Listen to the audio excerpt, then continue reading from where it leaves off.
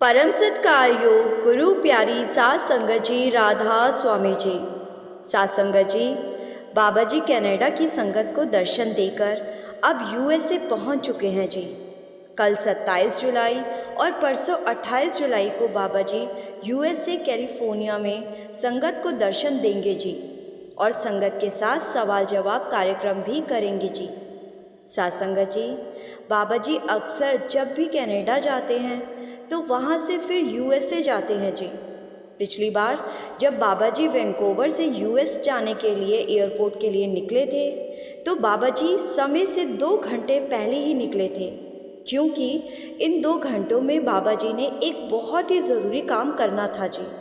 और बाबा जी जहाँ भी जाते हैं तो वहाँ से निकलने से पहले सभी कामों को निपटा कर ही निकलते हैं। सात संगत जी, ये बात किसी से नहीं छुपी कि बाबा जी की मौज हो तो बाबा जी खुद ही संगत के पास दर्शन देने पहुंच जाते हैं जी। और अगर बाबा जी की मर्ज़ी ना हो तो डेरे पहुंचकर भी कई बार बाबा जी के दर्शन नहीं कर पाते। आज की ये घटना सुनकर आपकी आंखें नम पड़ जाएंगी और आपको समझ आएगा कि गुरु का दिल दया का समुंदर होता है जी।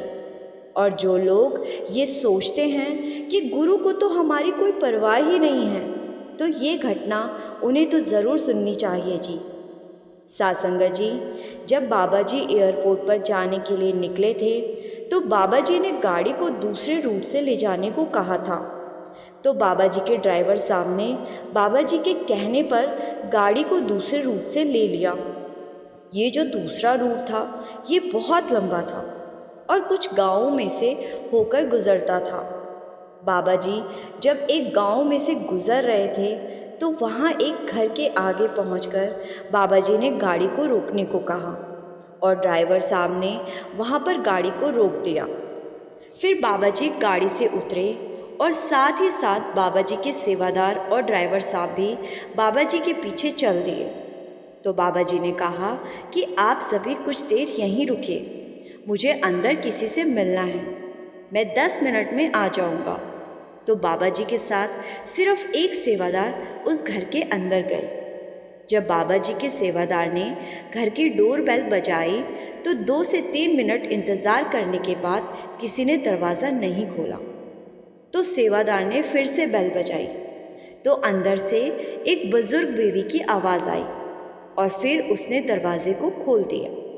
बुजुर्ग बीवी ने दरवाज़ा खोला तो सामने खड़े बाबा जी को पहचान नहीं पाई, क्योंकि वो अपना चश्मा जल्दबाजी में अंदर ही भूल आई थी। तो बुजुर्ग बीवी ने कहा कि जी किससे मिलना है आपको? तो बाबा जी ने कहा कि बेबी, हम तो आपके पति का हालचाल जानने आए हैं, सुना है वो लंबे समय से बीमार चल रहे हैं।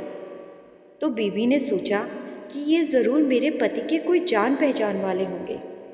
सात संगत जी, इस बीवी के पति को कोई बीमारी नहीं थी, वो डिप्रेशन के शिकार हो गए थे। इस बीवी के 2 बच्चे थे और अब वो दोनों इस बीवी और उसके पति को बुढ़ापे में अकेला छोड़कर कहीं दूसरी जगह रहने लग गए थे और साल में एक आध बार ही दोनों बेटे अपने माँ बाप का हाल लिया करते थे, जिस वजह से इस बुजुर्ग बीवी के पति इतने ज़्यादा डिप्रेस हो चुके थे कि उनकी मानसिक हालत बहुत बिगड़ गई थी। वो ये सहन नहीं कर पा रहे थे कि जिन बच्चों को उन्होंने फूलों की तरह संभाल कर रखा था और हर खुशी दी थी, आज वही दोनों बच्चे बुढ़ापे में उन्हें अकेला मरने के लिए छोड़ गए थे, जिस वजह से ये बहुत ज़्यादा परेशान चल रहे थे। और पहले ये बहुत ज़्यादा भजन सिमरन किया करते थे। इस परेशानी के कारण इनका भजन सिमरन भी छूट गया था। अगर आज ये बुजुर्ग बेबी या इनके पति को कुछ हो भी जाए तो इनके बेटों को पता तक ना चले, क्योंकि वो साल में एक बार, वो भी बड़ा एहसान दिखाकर इनको फ़ोन किया करते थे। और जब कभी बीबी अपने बच्चों को फ़ोन करती तो दोनों बेटे किसी न किसी काम में बिज़ी बोलकर फ़ोन काट देते थे। तो बीबी ने ये सोचकर बाबा जी और सेवादार को अंदर बुला लिया कि वो उसके पति के जानकार हैं और हालचाल लेने आए हैं। फिर बीबी ने बाबा जी और सेवादार को अपने पति से मिलवाया और इनके पति उस समय बिस्तर पर लेटे हुए थे। इनके पति ने जैसे ही देखा कि सामने तो बाबा जी आए खड़े हैं, तो वो एकदम बिस्तर से उठ गए और बाबा जी का हाथ पकड़कर फूट फूट कर रोने लगे। फिर बाबा जी ने उनको हौसला दिया और उसके बाद बीवी ने भी बाबा जी को पहचान लिया और बीवी रोते हुए कहने लगी कि मैं कितनी मूर्ख हूँ, मेरे सद्गुरु दरवाजे पर खड़े रहे और मैं उनसे सवाल करती रही। फिर बीवी ने बाबा जी से माफ़ी मांगी और बाबा जी के पास बैठ गई। सासंगत जी, इसके बाद बीवी के पति बाबा जी से कहने लगे कि बाबा जी, मैंने कभी सोचा नहीं था कि मेरे सद्गुरु खुद चलकर कभी मेरे पास आएंगे। तो बाबा जी ने कहा कि भाई, इस बार आप सत्संग घर नहीं आए, तो मैंने सोचा इस बार मैं आपके घर पहुंचकर ही आपके दर्शन कर लेता हूँ। ये सुनकर बीवी के पति रोने लगे और कहने लगे कि बाबा जी, मेरी कैसी औकात जो मेरे सद्गुरु मेरे दर्शन करें। मैं तो आपका शुक्र करता हूँ जो आप यहाँ मुझे दर्शन देने पहुँच गए। बाबा जी ने कहा कि जैसे आप लोग मेरे दर्शन करके खुश होते हो, ऐसे ही मुझे भी मेरी संगत के दर्शन करके खुशी मिलती है। फिर बाबा जी ने आगे कहा कि आपके सत्संग घर ना आ पाने की वजह से आपकी पत्नी भी नहीं आ सकी और आप दोनों मुझे हर पल याद करते रहते हो, तो इसलिए मैंने सोचा कि अब मैं कनाडा आया हूँ तो आपसे मिलता हुआ ही यहाँ से जाऊँ। तो बीवी और उनके पति कहने लगे कि बाबा जी, मेरी हालत सत्संग घर तक पहुँचने की नहीं थी, मेरे कारण मेरी पत्नी भी नहीं गई। ये कहने लगी कि बाबा जी का हुक्म है पहले परिवार की सेवा, उसके बाद गुरु घर की सेवा। मैंने इसको सत्संग घर जाने के लिए बहुत कहा, लेकिन ये नहीं मानी। तो बाबा जी ने कहा कि अगर परिवार में कोई बीमार है और हम उसकी सेवा कर रहे हैं तो वो भी तो एक सेवा ही होती है ना। फिर बीवी और उनके पति पूछने लगे कि बाबा जी, आप तो सब जानते हो, हमने सारी उम्र सेवा और सिमरन किया है, लेकिन फिर भी आज हम 2 बेटों के होते हुए भी इस उम्र में अकेले रह गए। तो बाबा जी ने उन्हें समझाया कि किसी बात की चिंता करने की ज़रूरत नहीं है, ये सब कर्मों का खेल होता है, इसका हिसाब देना ही पड़ता है।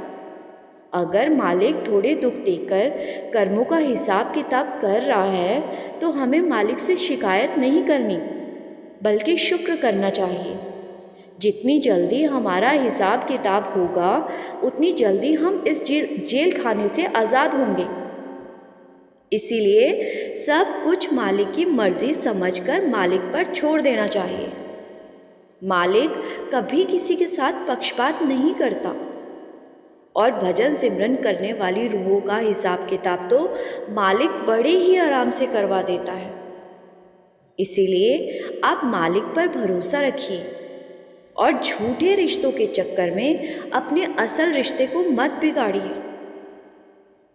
आपने भजन सिमरन बिल्कुल छोड़ दिया है, आप अपने भजन सिमरन को पूरा ज़रूर कीजिए। मालिक से आपका जो रिश्ता जुड़ा है उस रिश्ते को आप ज़रूर निभाइए। फिर बीवी और उनके पति कहने लगे कि बाबा जी, हम आपकी बात को समझ चुके हैं जी, और हम अपना अधूरा भजन सिमरन ज़रूर पूरा करेंगे। इसके बाद बाबा जी वहाँ से आगे एयरपोर्ट के लिए निकल गए जी। सासंगत जी, ऐसे बाबा जी अपनी संगत की संभाल करते हैं जी। ये बीवी और इनके पति सत्संग घर नहीं जा सके, लेकिन बाबा जी खुद इनके घर पहुंच गए और इन्हें भजन सिमरन के लिए फिर से पॉजिटिव कर दिया। बाबा जी को भला ये सब करने की क्या ज़रूरत थी, लेकिन बाबा जी जब किसी जीव की जिम्मेदारी ले लेते हैं तो उस जीव से भजन सिमरन पूरा करवा ही लेते हैं, क्योंकि बिना भजन सिमरन के तो बाबा जी की भी जीव को अपने साथ नहीं ले जा पाएंगे और जीव को अपने कर्मों का हिसाब देने फिर से आना पड़ेगा। इसीलिए कहा जाता है कि जैसे बाकी सब काम ज़रूरी होते हैं, ऐसे ही भजन सिमरन भी बहुत ज़रूरी है। इस दुनिया के लिए किए गए हमारे कर्म हमारे शरीर रहने तक ही साथ है। इसके बाद तो हमारी नाम की कमाई ही हमारा अगला लोक तय करेगी। साथ संगत जी, अब बाबा जी यूएसए में 2 अलग अलग जगहों पर संगत को दर्शन देंगे जी। पूरी जानकारी के लिए आप हमारे फेसबुक पेज पर हमसे पूछ सकते हो जी। उसका लिंक हमने इस वीडियो के डिस्क्रिप्शन में दे दिया है जी। साथ संगत जी, कमेंट में राधा स्वामी लिखना मत भूलिए जी, और संगत के अपने इस चैनल को सब्सक्राइब करके इस चैनल का हिस्सा ज़रूर बनिए जी। यहाँ हम अक्सर बाबा जी की साखियाँ, सवाल जवाब और सत्संग अपलोड करते हैं जी। गुरु प्यारी साथ संगत जी, राधा स्वामी जी।